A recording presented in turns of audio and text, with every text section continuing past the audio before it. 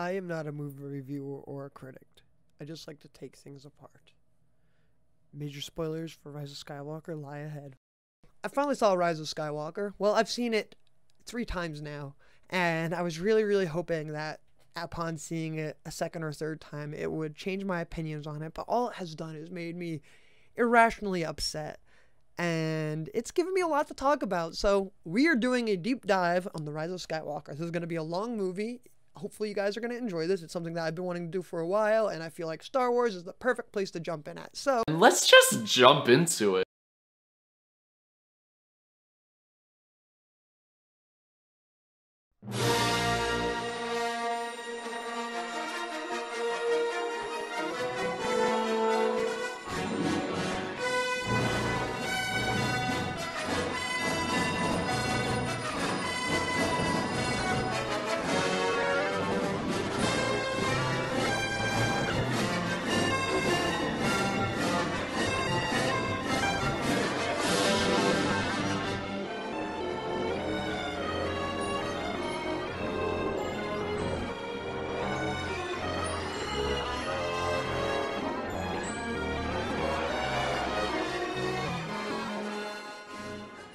So the movie opens up with the opening crawl, as most Star Wars movies do, and it starts right off. Just from the opening words, I was like, we're in for a fucking terrible time. The dead speak. And then it goes off and says about how the Emperor has returned and sent a message out across the galaxy. I wish we could have heard that message, but we can. It was luckily in Fortnite. Disney thought was like, hey, people are going to want to hear this stuff. Why put it in the movie when we could put it in Fortnite? At last the work of generations is complete. The great error is corrected. The day of victory is at hand. The day of revenge. The day of the Sith. And the reasoning for it is even better.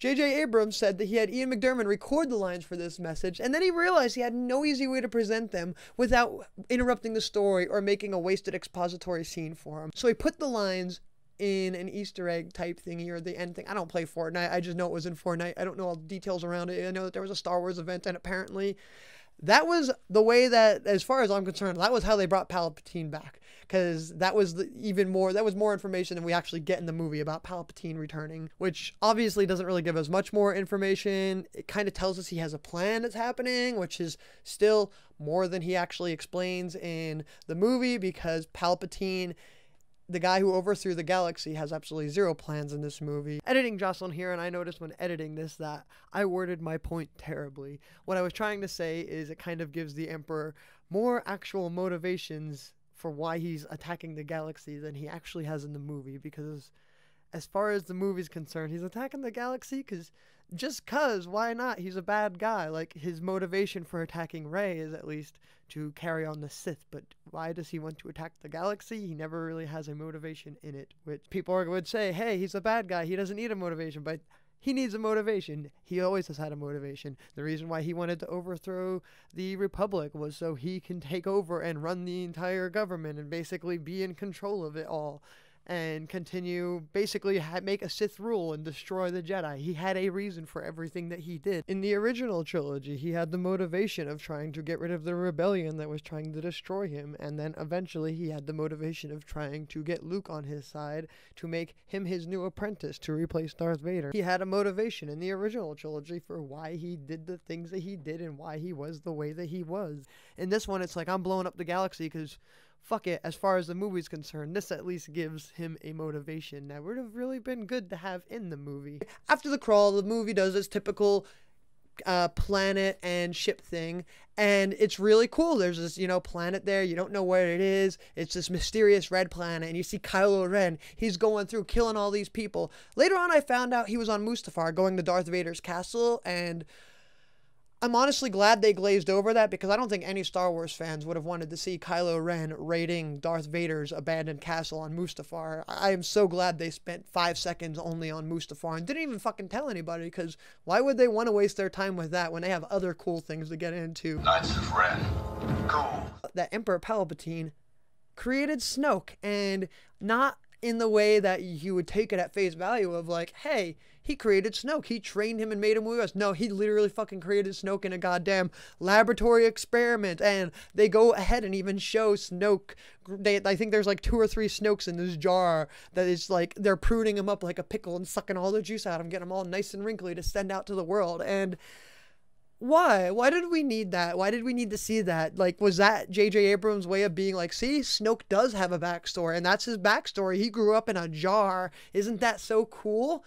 And it just raises so many questions. Was Emperor Palpatine controlling him? Because he says that every voice you heard was me, while his voice is changing, the Snokes and Vaders and stuff. So, to me, that leaves us with 2 options. Either A, Emperor Palpatine is able to control Snoke far away, almost like a puppet or a meat suit of some sort, and use the Force through him and all that other shit.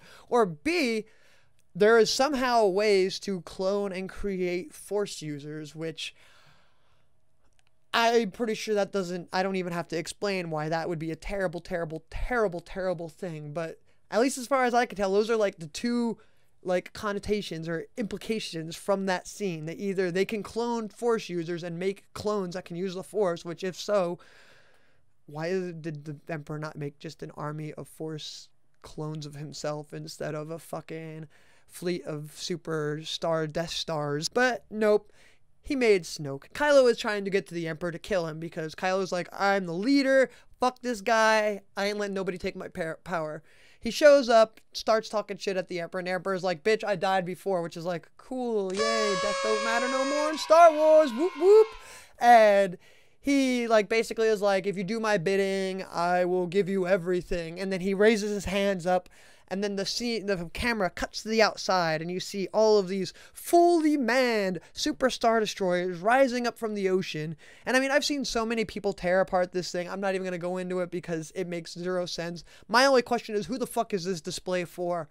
As far as we can tell from the thing, Kylo and the Emperor are in this underground throne room. Nobody could fucking see this coming out. All I can imagine is Kylo Ren just standing there as the Emperor standing there with his hands like this, with his scowl on his face, and being super fucking confused because, like, as far as we know at this point in time, there is no way for anybody to even be seeing out there.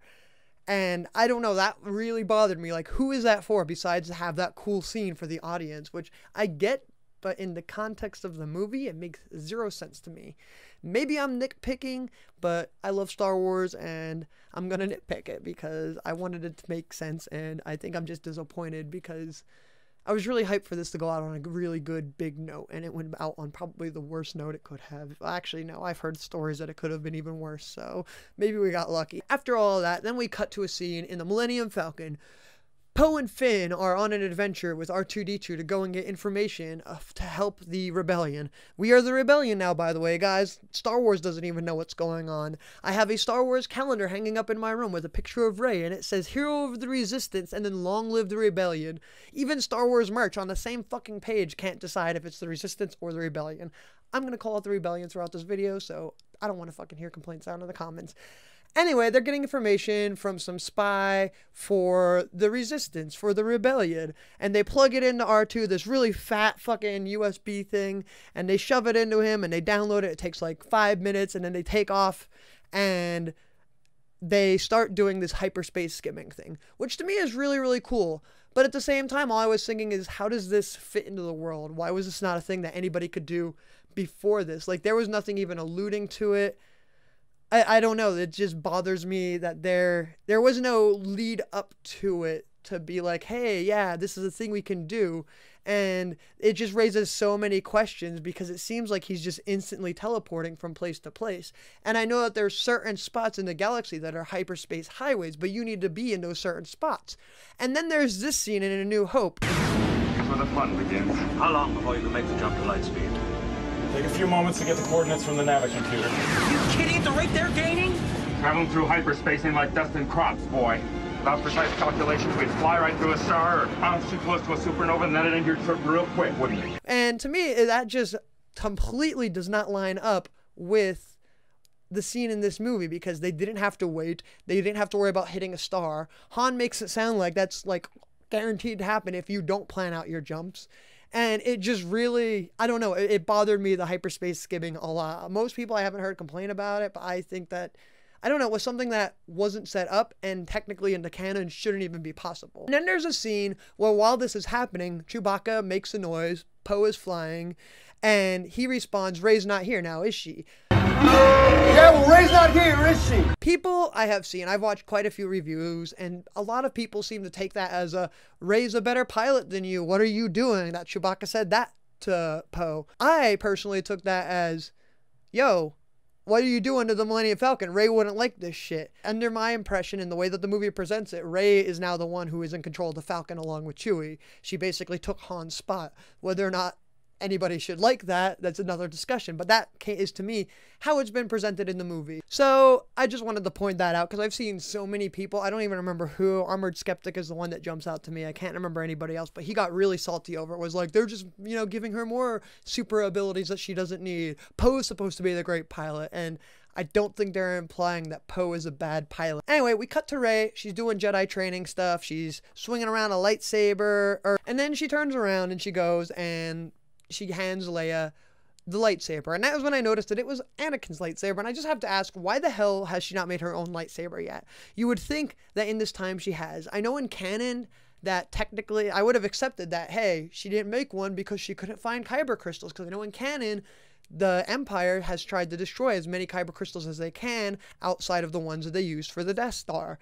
And so it would make sense if it was like she just couldn't get a crystal. But by the end of this movie, for the last 3 seconds of it, she has a lightsaber, which is totally just there to sell merch. So I don't understand why she just didn't make her own lightsaber. That would have been better. And I just feel like, again, it's just something that like, hey, we're taking apart, we're undoing everything from the last movie to pretend that it didn't even happen. And I feel like you're going to see a thread there, at least for me. That's how I, feel. It's just completely, most of it is just, we're undoing The Last Jedi because I personally didn't like it. Poe and Finn return. They land. They return with the Millennium Falcon and R2-D2, and they come in and they talk to him, and it's just like all the message is saying that Palpatine has returned and that he's going to attack the galaxy and destroy it in 16 hours.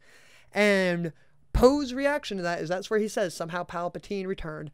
And I can't help but think that maybe this might have been a good spot to put that Fortnite message. Like, maybe that would have been the message that R2-D2 got sent instead of just a sentence that said Palpatine returned, which then, why did it take so long to download it? Like, that was like, they made it seem like it took forever when it was literally a sentence. Why didn't they just say it? I mean, they were able to say, win the war, but they couldn't just say Palpatine's back, yo. Again, J.J. Abrams, why didn't you just put the message that you put in Fortnite in this scene? It would have been the right spot to put it.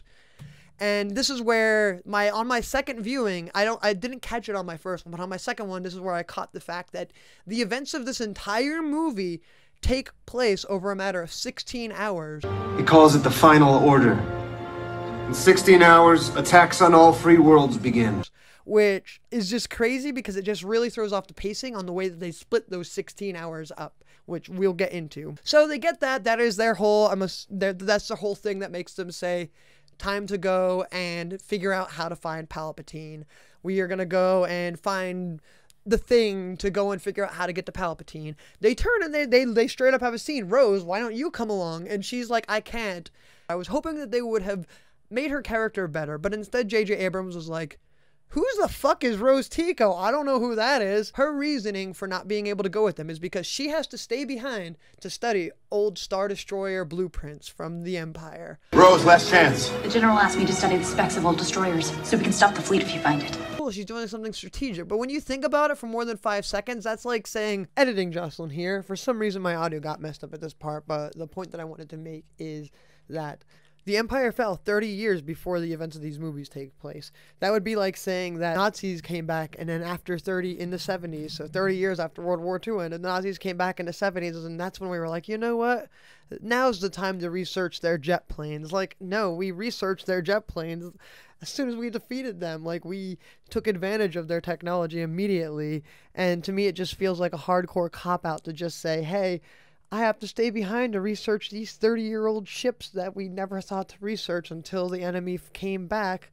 Like, no, that just feels like such a really shitty excuse, and I feel like they could have done so much better. And as the movie goes on, it seems like she was mainly used as a stand-in to know where to put CGI Leia.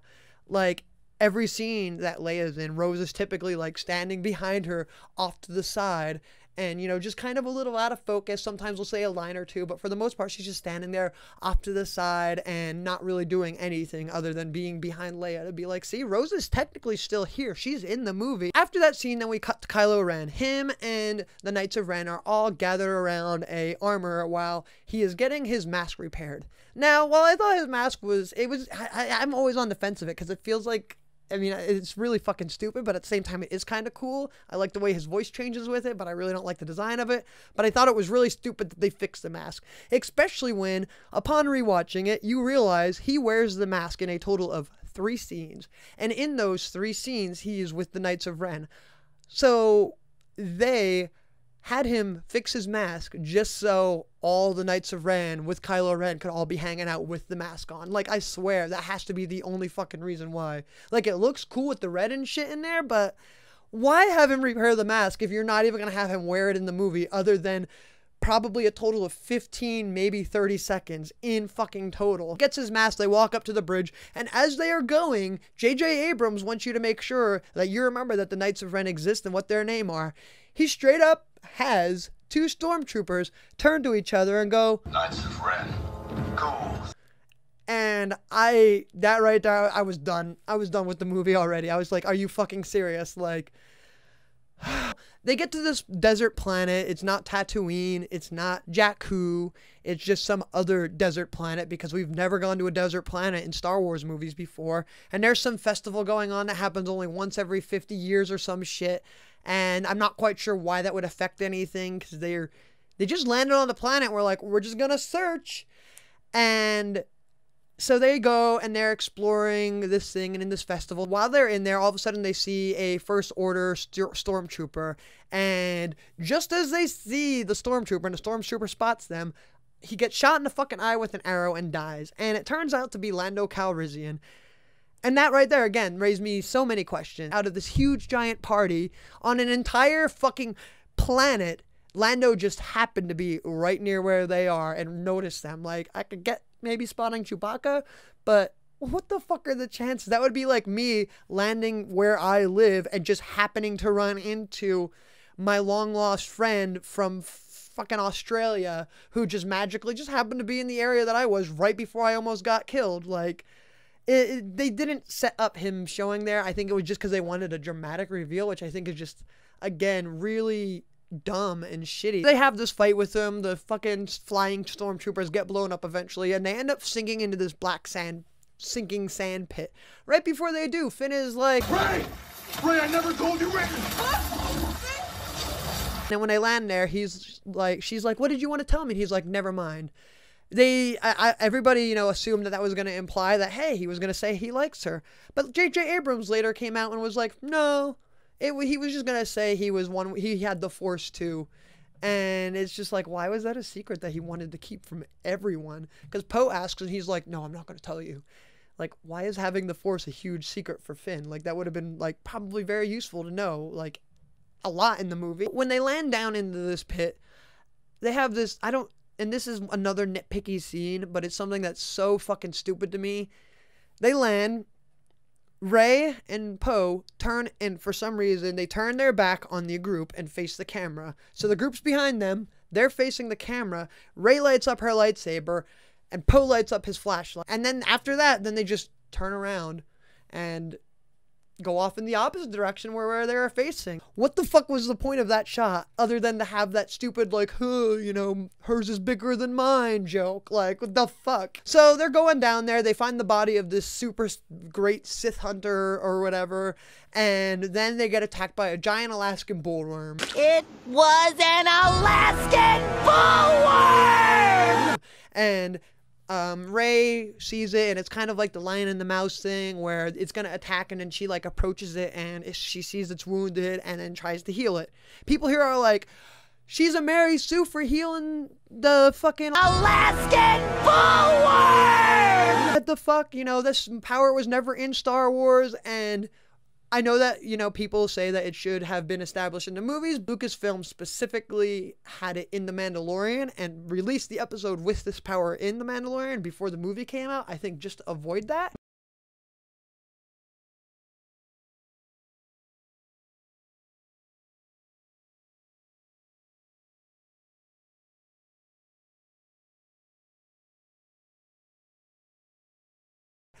But then people are trying to say she's a Mary Sue because she knows that power. And, I mean, she's had the Ancient Jedi text. It's been, I think, about a year now since the last movie.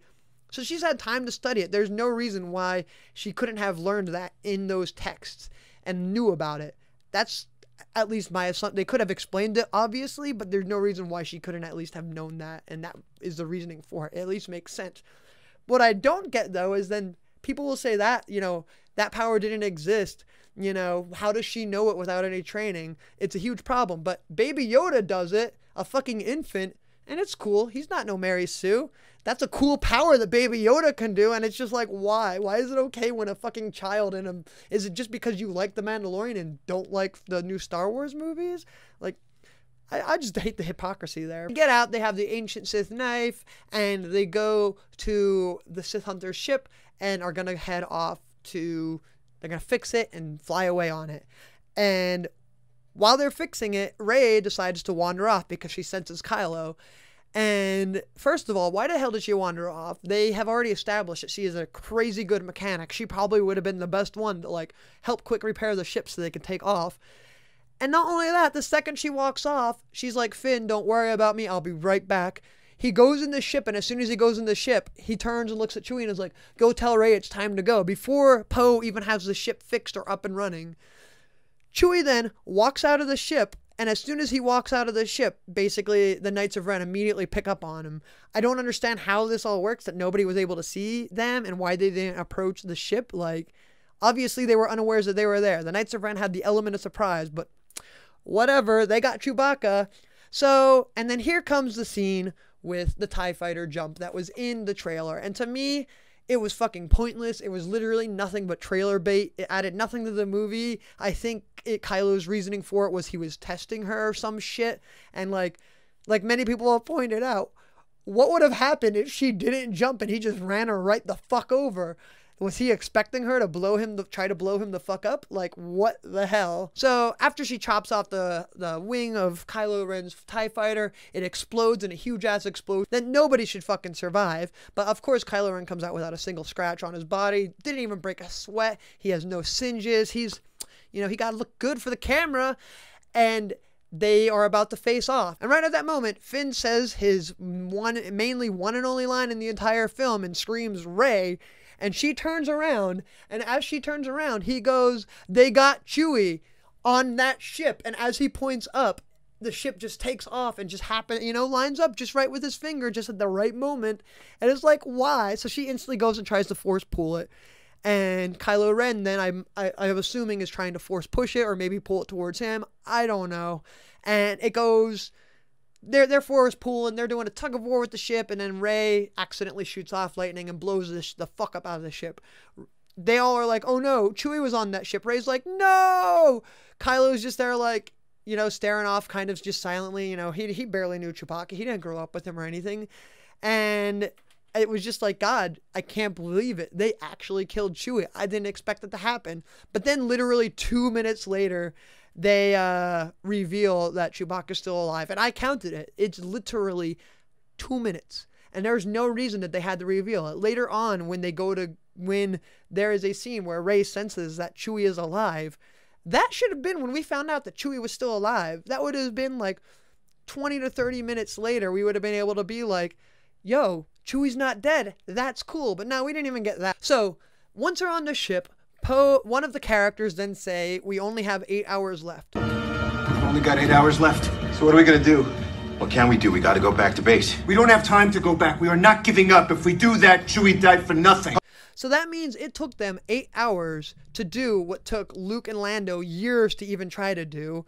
And not only that, it took them, the first 40 minutes of the film already was 50% of their 8-hour deadline out of this 2-hour and 20-minute film. So there is still an hour and 40 minutes left, but we already have gone through 8 hours in their world, which to me isn't a huge deal, but at the same time, it really throws off the pacing in your mind once you realize that, because if 8 hours only took 40 minutes and then all of a sudden the next 8 are going to be drug out to it just kind of throws off of your perception of the amount of time that goes through, or the amount of time that passes in the movie. Like, I did not realize it was only 16 hours between the beginning of the movie and the end of the movie. Was a total of 16 hours, but it comes across that it's taken them days to do it, especially since it took them a couple days just from them to get the Tatooine to Alderaan. Like, because hyperspace isn't like instant teleportation, but in this fucking movie it is. So now they go to another planet where Poe used to, I guess, work or some shit, because we find out he was a spice runner and an ex-Republic Navy man. What a great original backstory. We've never had that before. And we have to go to this planet because C-3PO can read the knife, but he can't actually translate it because it's in the Sith tongue and it's against his programming and shit. So he is like, sorry, I know what it says, but I can't tell you. Sucks to suck. And the only way you could find out is if you erase my memory. So they take him to this place and they're like, okay, well, C-3PO is like, well, we gotta save the rebellion, so go for it. And then they have a really good emotional scene. Like, I cried. I was like, damn, I'm glad that they're doing C-3PO this way. Like, it's really sad, but he's gonna have a satisfying ending to the character we know and love. And they didn't play it off as a joke, like in episode 3 when they were like, and have this protocol droid's mind wiped. And it was just, you know, a funny joke and whatever. But in this one, they made it emotional and they made it like so good, and like they had it in the trailer like to help even sell it, and they completely undo it within 20 minutes of it. And it's just so frustrating that he didn't, because it was so good and it was so emotional, and they just completely undo it. So while they're on their way to the place to go and get his memory wiped, they show the Knights of Ren coming out of an alleyway, and it's not just one of them. They hunt in a pack, all 7 or 9 or however many there. I don't even fucking know how many they are. All of them. They know Rey's on this planet, but we, instead of canvassing the ground and spreading out, we're gonna hunt in a tight group together to find them. And again, I don't understand the sense of that. Why even send an entire group if they're just gonna stick together? Like, they're supposed to be super elite something. I don't know what, but I think they're supposed to be elite. But I guess maybe they're just pack animals. So pretty much right after C-3PO's memory is wiped, Kylo Ren, like, ship flies in, and they end up finding out there's Rey senses Chewbacca, and it's like, Chewbacca's here, we gotta go and rescue him. So they fly up there, and luckily they ran into somebody who happened to have a little chip that magically will let them pass any of the First Order's security and stuff like that. Something that would have been really, really convenient for them to have in the last movie. Like, that would have solved all of their problems, and we wouldn't have needed to go to Canto Bight. So I don't know if that was meant to be a poke at The Last Jedi again, but I thought that was like really fucking funny how they just happen to have literally the exact kind of thing that they needed in the last movie. They explore the ship. Rey goes to Kylo Ren's room, finds all this shit, and then Kylo Ren, the dyad happens. That's what it's called. Their connection is called a dyad. Their dyad happens. They have a little conversation. They fight a little bit. While they're fighting, they hit the podium. They have that scene where they hit the podium where Vader's mask is and it falls on the ground, and Kylo Ren is like, I know where you are now. I liked that. I like how they slowly built up the fact that that would be a thing. And that's what I mean, like, with the hyperspace skimming. That was never like built up. This at least was, we never really got a decent explanation, but it wasn't something like immediately they were like, you're able to do all this. It was like a very slow thing. It started off with just they could see each other, and then they were able to touch each other slightly, and then they were able to fight each other and then take things from each other. And that I liked how it slowly built up, and so it felt less jarring to the system, I guess, when these moments happened, at least to me, because they kind of set them up to a point. He tells her about her parents, kind of. He uses one of the greatest lines in Star Wars: they sold you into slavery because they cared about you, which is just great. They show a flashback scene of all the stuff where where her parents are telling the Sith hunter that she's not on Jakku, don't look there. And the Sith hunter's like, okay, I'll take that. I'll take your word of that, and never fucking bothers to go to Jakku to look for her. She isn't on Jakku, she's gone. Also, I need to mention the fact that Kylo figures out that they are on board his Star Destroyer because of knocking down the mask. Not because they crash landed inside of a hangar and killed multiple stormtroopers and left them lying in the thing, and then his people didn't inform him and be like, yo, there's people on the ship. Nah, he found out from that, which again, I personally think makes no sense. You would think they'd be like, yo, our ship, we have intruders, we're looking at the planet, we're looking for these people on the planet, and now we have intruders. Maybe they might be the ones on this ship. Fuck it, we don't need to tell the Supreme Leader. Why would he need to know that there's intruders on his personal ship? So then we cut back to Finn and Poe, who are also on the ship. They got captured and they're about to be executed when we finally find out who the secret mole is, and it's fucking Hux. Like, who'd have guessed it was Hux? They made it very obvious through this movie up until this point that it was fucking Hux, which his arc makes absolutely no sense. Like, he went from full on Stand will bring an end to the Senate, to their cherished fleet. All remaining systems will bow to the First Order, and will remember this as the last day, to just being like, straight up, literally saying, I don't care if you guys win, I just want to see Kylo Ren lose. Like, how can you go from being literally giving Hitler speeches to being, fuck this?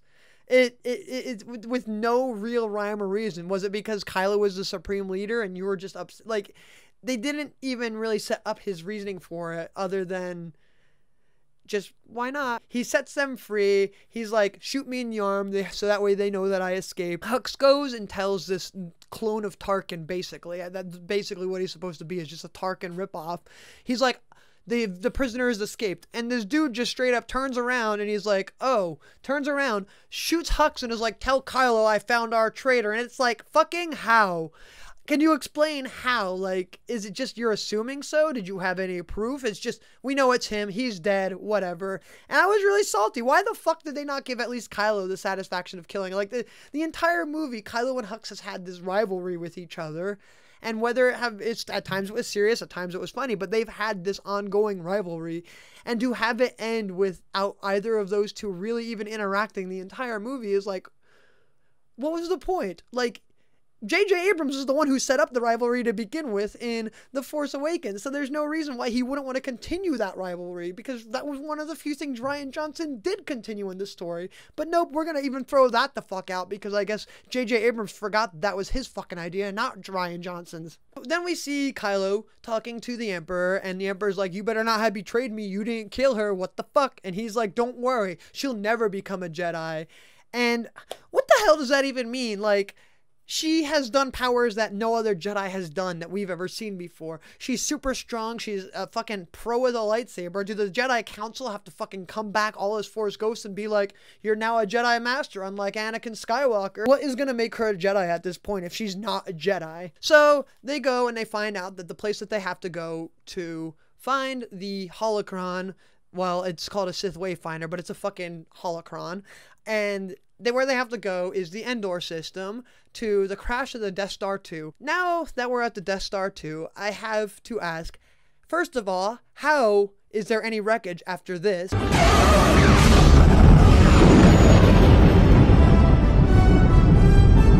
Why the fuck does an ancient Sith blade lead to a crash that's only 32 years old, give or take a few years? Like, it's not that ancient. If that's the case, I'm almost fucking ancient, and God, I hope that's not the case. So they land on the planet, she holds up the knife, and the knife is going to line up when you line up, you have to line up the knife perfectly with the ridges of the crash of the Death Star, which luckily she stood in literally the exact position and the exact angle as where to hold the knife. And also, what if it sank deeper? What if something happened? What if people decided to fucking clean it up or blow it up or just get it the hell out of there?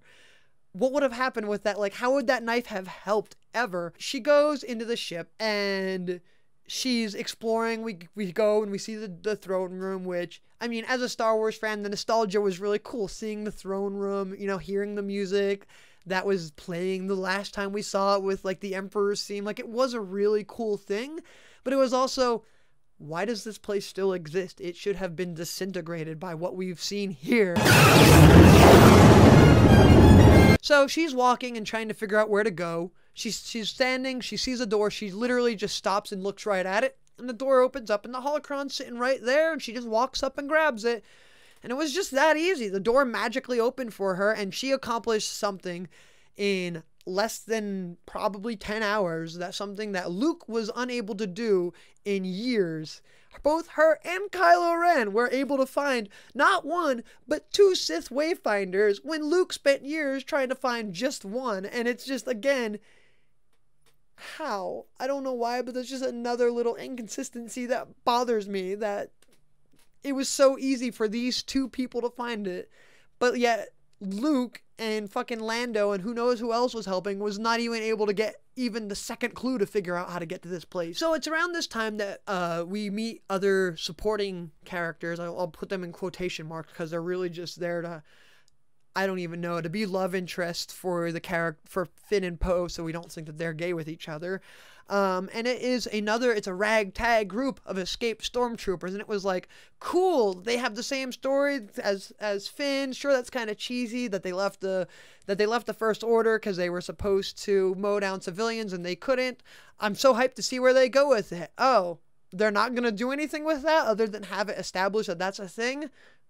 Cool. So Kylo and Rey start talking and fighting and stuff, and I noticed that at this point Kylo has gotten so much more self-control in this movie compared to the last 2. I mean, a year has passed, he's now the leader of the First Order, so it would make sense, but I do appreciate that little bit of character development that they threw in there, that he has gotten more self-control, and I really liked that, and I just wanted to like give a nod to that. Rey and Kylo Ren are fighting, and we cut back to the Rebel base. Leia gets up and walks and then crawls into bed and lays down, and Maz Kanata just turns and says something and goes, Leia knows what must be done. And all I could think is, okay, none of us the fuck do, but can you elaborate? Because they never really explain it, because she lays in bed.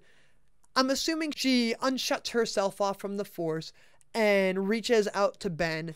And I'm assuming at this scene, maybe Ben got caught off guard because he didn't think his mom had the Force. Maybe it was because it's the first time he's actually heard from her in years. They don't really go into it. All of a sudden, he just gets distracted. Rey potshots him in the gut, and then Leia dies.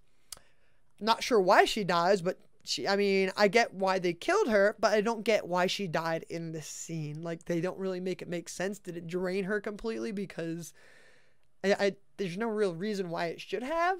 I don't quite get the reasoning why, and they don't really go into it. Maybe I just missed it, and I'm maybe hoping that there was, but I felt really sad that it was that weak of a thing, and I know they didn't have much to work with, but it was still so, like, they didn't even... Rey then goes and uses her Force Heals powers on Kylo, and I know a lot of people are like, oh, that would have been a fatal wound, he should have been dead, but lightsaber wounds, it's a laser sword, it's gonna cauterize everything. I don't think it was a fatal wound. He was sitting there, he was alive, he wasn't bleeding out, he just had a cauterized hole going through him, which she healed. I'm not bothered by the fact that it didn't kill him. That's not what bothers me. What bothers me is the fact that it was established. It wasn't established in this movie. I noticed that they never established that. But in The Mandalorian, it's established that, yeah, you can heal, but it will drain you. It will make you tired as fuck. And, like, every time Baby Yoda did it, he would pass the fuck out. And Rey does it, and it's like, all right, peace. And it just takes off and leaves him there. But then, after that, we do get an amazing scene, probably one of the best in the entire movie. And this is when Kylo finally actually turned. Everybody knows I was Team Reform Kylo Ren, so I actually enjoyed this. And I personally think it was done well. Kylo, I'm assuming, imagines his father. He imagines Han there. And they talk, and basically his dad forgives him. Again, it's really ambiguous as to whether he's imagining it or Han is somehow there as a ghost or what. People are saying, oh, Han could be a Force ghost, but he wasn't. They still keep it that the Force ghosts are blue and see-through and all that. This Han looks like he was just there. They have this really good scene. They have a really cute scene where he's just like, Dad, and his dad just like, I know. Dad.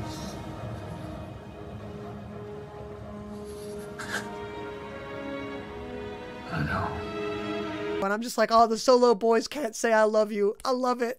And then Kylo throws his lightsaber in the ocean. And while I love the visual and like the the representation of him, you know, he's throwing away his Sith ways. I still hate it. That was such a fucking cool ass lightsaber, like one of the coolest in my opinion. And I was sad to just get it seen literally just chucked away, but you know, at least it worked for his character development and it made sense. It was just a personal thing that made me not happy. Anyway, they finally, after they get their wayfinder thingy, they go back to the rebel base and they're like, we need to talk to Leia. And then they're like, she's gone. And Chewie straight up starts wailing, and while I get he was connected, it just feels so weird that he had less of a reaction to seeing Han die than he did to Leia dying. Like Leia dying, he had an emotional breakdown. When Han died, he was like, oh shit, and just started shooting. And I mean, I get there was a battle going on, but Han's death seemed to hit him a lot less than Leia's, and it's just, again, it just was weird for me. We end up finding out that the Super Star Destroyers that the Emperor made all have Death Star lasers in it. So now, instead of just another Death Star, I thought we were going to have Death Star 3, but no, we have 3,000 fucking Death Stars that all have little tiny Super Star Destroyers with little tiny lasers on it that they could all destroy planets. So now that Leia's dead, now that Han's dead, now that Luke's dead, Lando finally thinks, you know what, now's the time for me to join the Resistance. Now that all the people who can now that the light can only be on me, I'm in, guys. I completely forgot to mention, on the scene where right before Kylo turns to the good side is when Rey finds out that Palpatine is her grandfather, which I completely glossed over that because it's so fucking stupid. I hate it. But yes, Rey is the granddaughter of Emperor Palpatine, and it's just... When Rey finds this out, she ends up getting a lot of self-doubt. She instantly is worried she's going to be evil. She's going to turn to the dark side. That, like, is just in her blood to be evil. And she decides to, with, I'm assuming, 4 hours left, you know, at least with the way that the pacing has been, maybe 5 hours left, she decides it's now time to exile herself from the world. You know, perfect time. A few hours before the galaxy is destroyed, and I'm the only person that could save it. Fuck that. I'm just gonna go and hide. So she goes and hides, and then Luke, while she's destroying all this shit, Luke comes and is like, yo, you can't do this. He's like, you want to know why? He's like, Leia knew about your parents, but she didn't want to tell you, which I'm just like, how did Leia know when even Kylo didn't know? As far as everybody acted, no, there was no hints that anybody fucking knew, but no. Leia knew all along and just didn't say anything, which, I don't know, it's again something that just jarred me as being like, that makes no sense, but okay. So then Luke then tells her that if the Jedi die, then the world dies. And I'm just like, didn't Luke spend the entire last episode going off about how the Jedi were arrogant and that the reason why the Empire came to be was because of the Jedi having that exact belief that if they go away, then the world will go to shit? The Jedi are romanticized, deified. If you strip away the myth and look at their deeds, the legacy of the Jedi is failure, hypocrisy, hubris. At the height of their powers, they allowed Darth Sidious to rise, create the Empire, and wipe them out. It was a Jedi Master who was responsible for the training and creation of Darth Vader. And this is the lesson. That Force does not belong to the Jedi. To say that if the Jedi die, the light dies is vanity. Can you feel that? If you don't face Palpatine, it will mean the end of the Jedi. And the war will be lost. To say that if the Jedi die, the light dies is vanity. Can you feel that? Like, it just... I get being upset that you didn't like what happened in the last movie, but why undo and completely contradict things that were already set up? From what I remember, there wasn't too much of that. Like, Rian Johnson didn't turn around and say, I know you set this up, but I'm going to completely ignore it and contradict it. He might have ended story threads in ways that people didn't like, but he didn't straight up contradict stuff that was set up in the previous film. At least to my memory, it's been a little while since I've watched it. I probably should watch it again before even stating that, but I'm just going to state that and leave it there. But I still think it's stupid that in the Last Jedi, the Jedi were arrogant and foolish, and they weren't needed, and they're the reason why the Empire is a thing, because they thought that they were the only saviors for the world. And in The Rise of Skywalker, he's like, the Jedi are the only saviors for the world. So then we cut to a scene where they show Luke training Leia, and me personally, I didn't need to see Leia getting trained in the Force. I knew she was trained in the Force. It was pretty fucking obvious. They fucking set that up all the way back in Return of the Jedi with this. The Force is strong in my family. My father has it. I have it. And my sister has it. And there's still people out there that are like, oh, how does she have the Force? She doesn't have the Force. They just randomly gave her the Force. It's like, no, how the fuck are you a Star Wars fan and forget that Luke straight up was like, my sister has the Force? So then they end up finding out that Dio, the robot that they found on the Sith Hunter's ship, has the plans for the entire fleet of the Final Order, which super convenient that this ship that has been like trapped on a planet for at least 20 years has the schematics for this entire fleet, which just again raises so many questions, like why did Emperor Palpatine wait this long if his plan was so shitty to begin with? Because even he didn't know Rey existed until a little after she was born. Then Chewie and Lando then go to the core systems for help. It's different from the unknown regions where they sent for help in The Last Jedi. I don't know why they just ignored all of that, because it was like Leia sent for help for the outer regions or the unknown region. I can't remember the terminology for it, but she sent for help out there. Maybe we'll hear back. And everybody's like, ooh, who's going to come back? Maybe Ezra Bridger and Ahsoka Tano are going to come back from the unknown regions after the whole thing with the flying out there with Thrawn and stuff like that. But no, we just completely ignored the fact that we already sent out calls for help in the outer regions and just or unknown regions, and completely just ignored that thread line, because now we're going to go to the core systems. Now here comes the final battle, the climax, I'm guessing, and it just raises so many questions. So these super star destroyers are all up in the sky. They're all hovering above this planet. They can only leave the atmosphere because of this little itty-bitty antenna that's on the ground. And if they destroy that antenna, the super star destroyers can't get into space. Which, cool. I can accept that. It might not be the greatest thing, but I can accept that. But I can't accept the fact that they have been there for, I'm going to say, at least 12 to 15 hours in that exact, the only position that they're vulnerable in. The Emperor put them there himself and left them there for 16 hours at most and didn't fucking move them.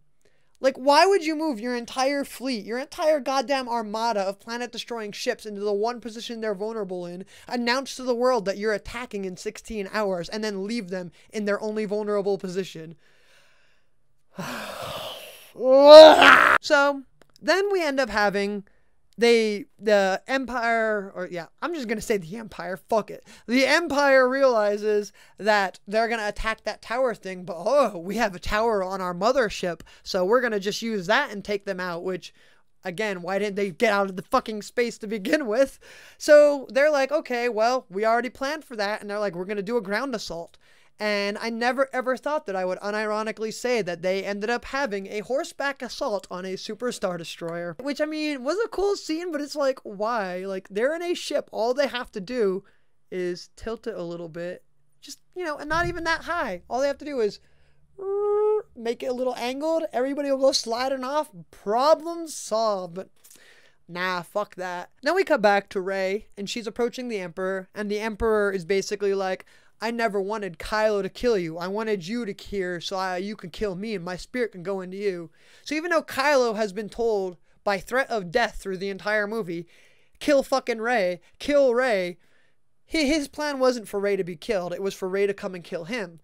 So, I mean, sure, I mean, he must have just known that Kylo wouldn't have gone through with it. I mean, I guess that's believable. Maybe he can tell Rey's or Kylo's intentions right from the start. I don't know. But it was just, why? But then we cut to Kylo, who somehow got to this planet. They don't really explain how, because Rey took his ship from the Death Star too, so he had no way off of it because the waves destroyed the skimmers. So I'm not really sure how the fuck he got off of the Death Star 2, but somehow he got from the Death Star 2 to Exegol, I think is the planet name. I don't even remember because I don't even fucking care to remember.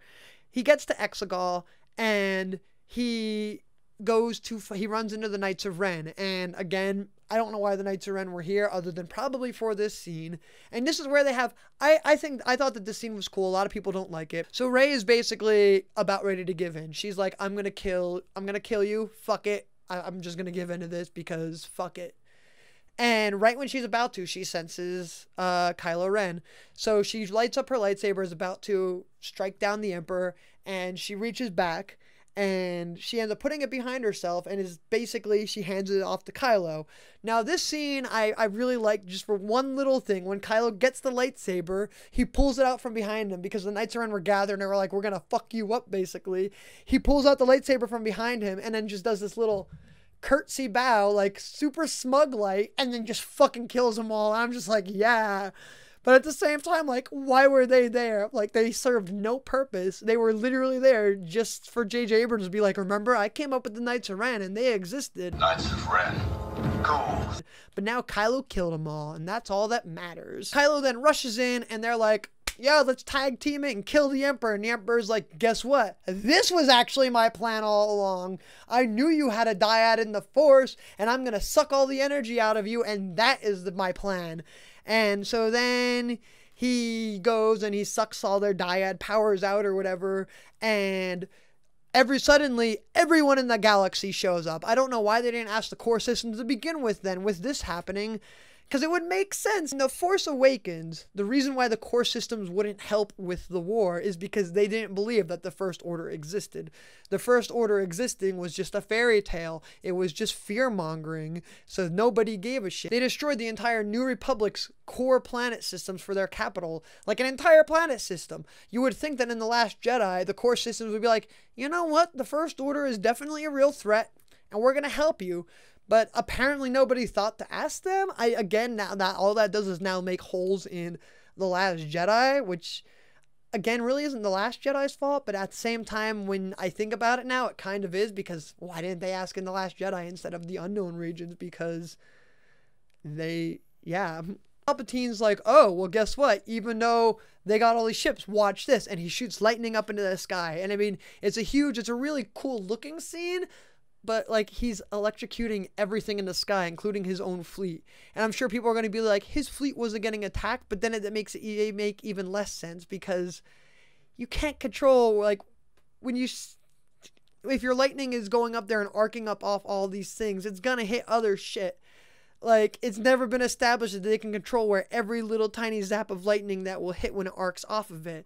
Like, it showed when fucking Dooku was using it, it bounces all over the place. And it just bothered me. It's like you're electrifying your entire ship. And while it's there, Rey's laying there looking all sad. Kylo jumps up, and then the Emperor fucking flings him down and is like, the Skywalker line's dead, and flings him into a ravine. Rey's looking up, and she looks up into the sky. She says the "be with me" thing from the beginning. And all of a sudden you hear all these Jedi talking and, you know, basically saying, go Rey, you can do it. And everybody, like, they got so many people to voice, which I thought was cool. Like, there's Mace Windu, there's Ahsoka, there's Qui-Gon Jinn, there's Obi-Wan, there's Anakin. I'm not sure who else, but there is a hell of a lot of different Jedi who basically are like, go Rey, you can do it. And so she gets up and pulls out both lightsabers, and the Emperor does his, I don't know why he does this, because it fucks him up every time. And he, you know, starts shooting lightning at it, and she's deflecting it. And like it works out every time, it ends up weakening him, and he ends up disintegrating and exploding. It kills him, and then Rey ends up falling down, and then she dies. Kylo Ren then climbs out of the pit he was thrown into, runs over and sees her, picks her up, and heals her. I was really bothered by the fact that he knew that ability. I mean, maybe he learned it through the dyad, and maybe they could pick up force powers from each other. I don't know if that's really a thing. It was never said that it was a thing, but for Rey to know force heal made sense to me because she read it in the ancient Jedi text. That's at least what I tell myself to tell it to make at least some sense, because, you know, you can kind of make those connections and it would make logical sense in the story. But Kylo Ren knowing this ability makes no sense to me. He had no access to these Jedi texts. It was a force power that we've never seen used before, and to me, it didn't make sense that Kylo Ren knew how to do that. Kylo heals her, brings her back to life, they kiss, and then he dies. And after he dies, he fades into the Force, and then Leia fades into the Force. Which, why did Kylo fade into the Force? Because it was already established, and it's canon. It takes years of practice, study, meditation, all that shit to be able to become one with the Force when you die. It's not just something you do because you're good. So to me, it didn't make sense why he was able to. Maybe Luke trained him in it. That would maybe make sense, but I don't know why. I'm not sure. It was never established as a thing, but now it just seems like people have decided that good guys just fade into the Force when they die. But then also Leia fades into the Force after Kylo dies. So why did her body hang around for a couple hours before she finally faded into the Force?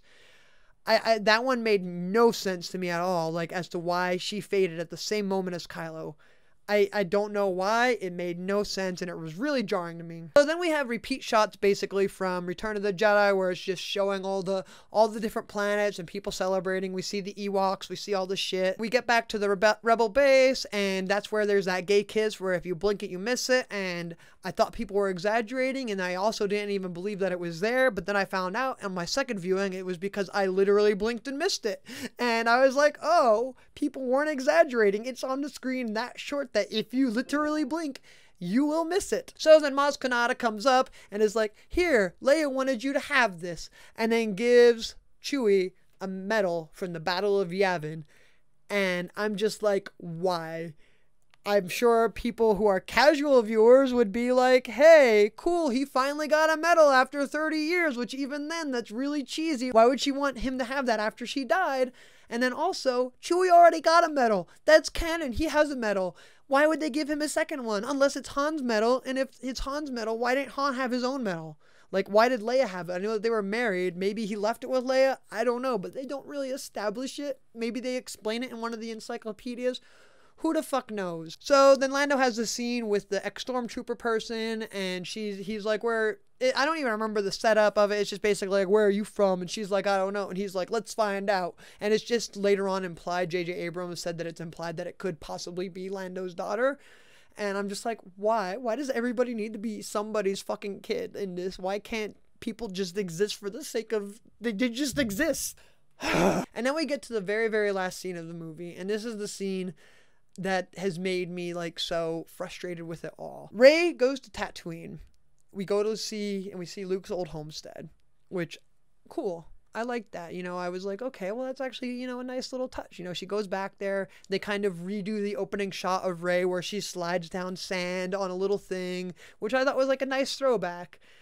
And then somehow she's back at the top. Like, they show her literally sliding down into Luke's house. And then the next scene, she's back up at the top of the hill. And she's burying Luke and Leia's lightsaber. Oh, yeah, Leia's lightsaber. Forgot. That was a thing that was there. I completely even forgot because it really doesn't fucking matter.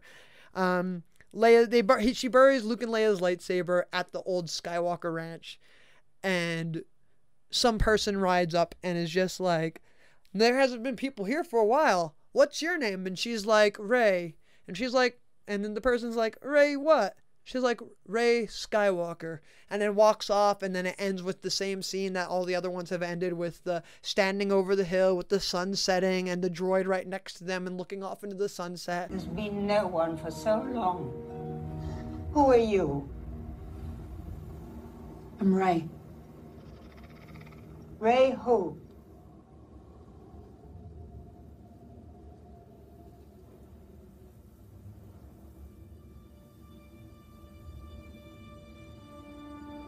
John Cena! Which, the ending shot, I didn't mind. That ending line, though, what the fuck? First of all, burying Leia's lightsaber at the Skywalker homestead makes no sense. As far as we know, she's never fucking been there. And second of all, she hated the Skywalker name. She hated Anakin Skywalker for blowing up her home planet and her entire family and friends and everything she knew. She wanted nothing to do with the Skywalker name. She never took the name. They call her Leia Organa throughout the entire thing. She never took the name Skywalker. And then Rey only spent about 2 weeks on Act 2 with Luke. So she's known Luke for maybe a total of 2 or 3 weeks at the most. So taking that name for Luke's honor makes no sense either, because then it's just like, wow, you randomly took the last name of some old guy you knew. And then, I mean, maybe it was for Kylo's sake. I mean, I saw a joke around her saying that she took the name Skywalker so that way she could say she was Kylo's widow, which I thought was funny. But no, really though, why would she take the Skywalker name? Like, I get that it's like a, you know, meant to be like some whatever fancy touch, you know, she could be whoever she wants. She doesn't have to be a Palpatine. I get that. But why? Why it makes no sense and it's disrespectful as fuck to Leia if Leia is her reasoning, and if Luke is her reasoning, it makes no sense. So I have a few other thoughts that just kind of didn't fit in anywhere that I just wanted to bring up. One is that I think Rey should have stayed dead and Kylo should have stayed alive. In Star Wars, basically, if you're a bad guy, you can do the most fucked up shit in the world, and as long as you redeem yourself with your last dying breath, you're cool. It would have been really cool to see, even just for a little bit, how it would have been handled if Kylo would have came out of it and been like, yo, I ain't Kylo Ren no more, I'm Ben, what up? And that would have been really interesting to see how it was handled. I also realized that, honestly, with the way that the character arcs are, Kylo Ren is really the main character of this story, which is why I also think he should have stayed alive. He had the most character development. He had the most story. He had probably one of the best arcs in this entire series, in my opinion. And to me, he felt like he was the main character. Rey was a side character to his story. And that's just a little tidbit of something I picked up on there. I think C-3PO had some of the best comedy moments. He had a lot of really good one-liners, especially when he didn't have his memory. And this was probably the best movie for C-3PO. I really felt bad for Dio, the poor abused droid. When they first turn him on, Rey is like, oh, hi, and he like flinches and goes away, and my heart was just like, oh, you poor abused droid. I like the little touch of Kylo Ren finishing what Anakin started by saving somebody he loved with the Force. I thought that was really cool. It might have been kind of dumb, but I still thought it was kind of cool how they made that little, he did finish what he started. And I also have seen people say that the reason why this movie sucks so bad, they're like, well, Rian Johnson tied up all the loose ends. What else could J.J. Abrams do? And J.J. Abrams is like a fucking famous award-winning writer and director of movies.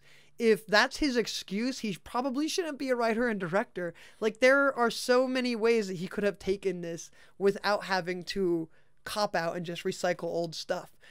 He could have continued on. He could have just sucked it up and been like, well, this isn't originally where I wanted to go, but let's just continue off where Rian Johnson left off. But instead it felt like he was just, fuck this, I didn't get my way, so we're just going to ignore that The Last Jedi even existed and just continue on with the story I wanted to tell anyway, because fuck it. Blaming Rian Johnson for The Rise of Skywalker sucking just feels like a really shitty cop-out of just trying to be like, it's not J.J. Abrams' fault, when, again, J.J. Abrams is an award-winning writer and director. He could have done better if he wanted to, but I feel like he just kind of didn't care because his mystery boxes were filled with, I don't know why, because he doesn't plan his mystery boxes. I mean, we've all seen Lost, and we know how the fuck that went. Yeah, that is my review of The Rise of Skywalker.